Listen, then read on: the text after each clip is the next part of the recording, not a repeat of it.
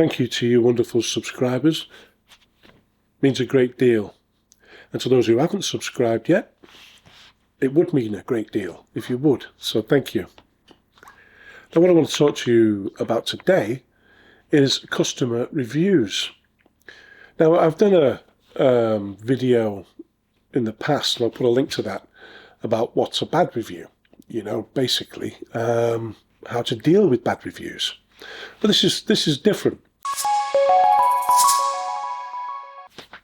So we'll go over to the computer, and as you can see here, and what I've done is I've chosen a couple of books, and you can see here how we've got a 4.6 out of 5, and that's on nearly 1,300 ratings.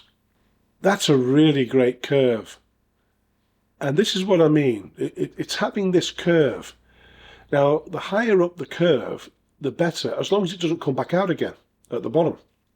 So it's pretty much a straight line, but then it comes out. That's a fabulous looking score, if you like, and that will help sell a lot more books. That means that, you know, they've either got a lot of followers from previous experiences or whatnot, and they can't do anything wrong, or it's a really, really good article.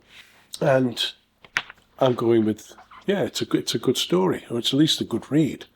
The other one is, here we have a 4.5 out of 5 at 124 global ratings. Now that curve is more of what you're going to expect from a really, really good score. It's a great curve, that. It's not starting off and going straight and then curving out at the top. It's a nice steady curve, but it's not coming out at the bottom. See, what happens is a lot of the time you get a nice curve, but then at the bottom it'll bulge out. I've selected 3 of my books with a 4.3 out of 5 on the reviews. Well, on the ratings, I should say, including reviews. And I thought if I have 3 books the same, at least you'll get sort of an idea. Now, as you can see here, I've circled where the ratings are. 142 ratings on one book and a really, really good curve. The 3-star could have done with being a little bit further back. Other than that, and maybe the 4-star a little bit this way, but that's just me being picky and for no real good reason.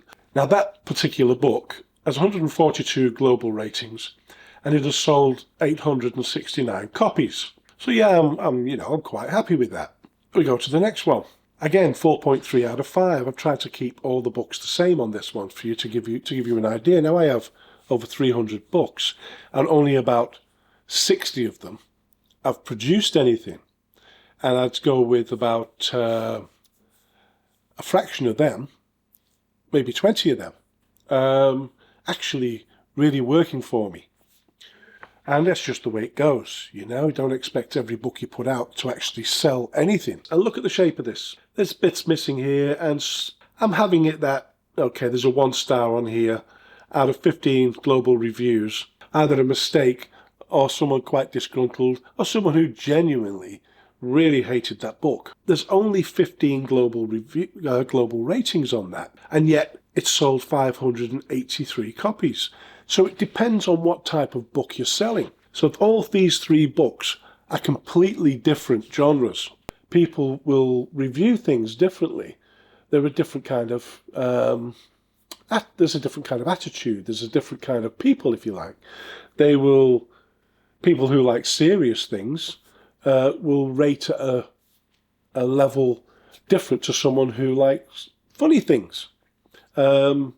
Or children's things, or sports, or anything else. People review and rate at different levels. So if we look at that, there's 869 copies sold. So if we go to the calculator and we go 869 divided by 142, which is the ratings, the global ratings here, 1 in 6 people are actually reviewing or rating this book. And that's quite astonishing. So if we go to the next one, and we look at this one, 15 global ratings for 583 copies. And we put in 583 divided by 15. So only 1 in 38 people are leaving a review for this. And like I say, that doesn't mean they don't like your book, because it's ranked at 4.3 out of 5 for 15 global ratings. These are all organic reviews. Organic reviews will take, or ratings will take a while to, can take a while to come in. It could be months before you get one.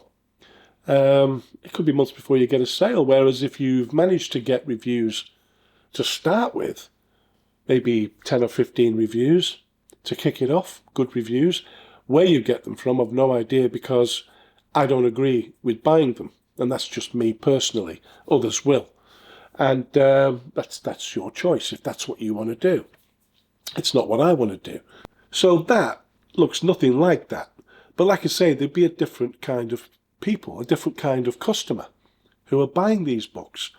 They might not think about leaving a review, whereas people in this group here might have more of an opinion. They might want to put some input. They may have enjoyed the book so much that they just had to leave something. It's really, really hard to say, but it's nothing to worry about. As you can see, 142 global ratings as opposed to 15 global ratings, and yet there's not a massive difference in the sales. And as it stands at the moment, this particular book here is selling copies every day, at least a couple of copies every day, and some days quite a few. And it also, that particular book is also going through expanded distribution to certain retailers. And so every now and then I'll get a real boost when 10 or so books have gone, So this one will definitely sell more than this one. I'm sure of it, a lot more. But the reviews will no doubt still be less than this one. But that's okay, because despite how that looks, I'm doing all right with this one. And it's building momentum. This one, customer reviews, 25 global ratings. Again, 4.3 out of 5. It was important that I picked 3 of my books that had the same rating. This is a really nice curve, because there's not a 1-star there. There's only 25 global reviews. And although it's a bit of a harsh one, the bulk of the reviews are in the 5 and 4-star. So I really, really like that. But it had sold 393 copies. So if we go back to the calculator and we put in 393 divided by 25. So call it 1 in 16 people are leaving a review. You may only have 10 or 15 or 20 reviews, and you've seen a book with 150 or 200 reviews.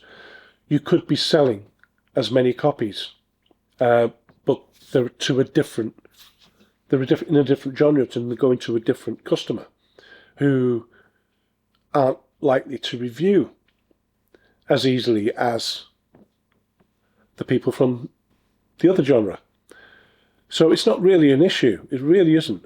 But if you've got off to a bad start, and you've got some 1-star reviews and 2-star reviews, 3-star reviews even, which aren't so bad, well, none of them are really that bad. They're people's opinions, and everyone's entitled to one. And, they can be good. You can find good in a bad review. It just depends how people read it. And it's just, if it's a bit odd, you really want that curve. And that's when you know that book is going to succeed. That's when you know you could be prepared to maybe advertise that book or push that book, because you've seen the result and you just need more of that. So I hope that helps you understand how the ratings look and what difference it could make to your income.